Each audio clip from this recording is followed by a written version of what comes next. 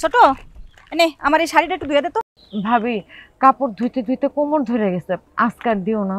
ও আমি একটা কাজের কথা কইলি হাজারটা অজুহাত। হ্যাঁ আমি একটা কাপড় আনছি, এই কাপড়টা ধোয়া একদম মুখের উপর না কই দিলি। ভাবি সকাল থেকে 4 বালতি কাপড় ধুয়ে আমি শুকাইতে দিয়ে আইছি, কালকে ধুয়ে দিই মনে।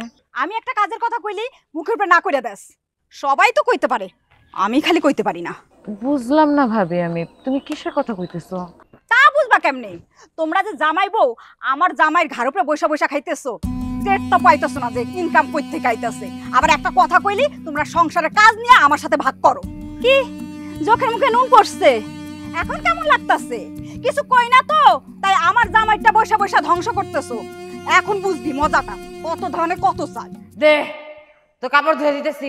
না অত দরদ দেখার লাগবো না, আমারটা আমি ধুইতে পারবো। সর তুই এখান থেকে।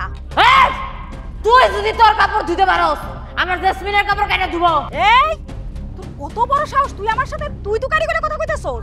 এই হারামজাদি, আমার জেসমিনের কাপড় তোর কোন বাপে কাইচ্চা দিব? তুই ধুবি? এই তুই আমার সাথে তুই তুকারি করবি না। আর একটা কথা কইলে তোরা কিন্তু আমার বাড়ি থেকে ঘাড় ধাক্কা দেবে করবি। ঘাড় ধাক্কা দিয়ে বাড়ি থেকে বের করে দিবি? আয় তোরে আমি দেখাইতেছি। আয় আয় আয়, যা যা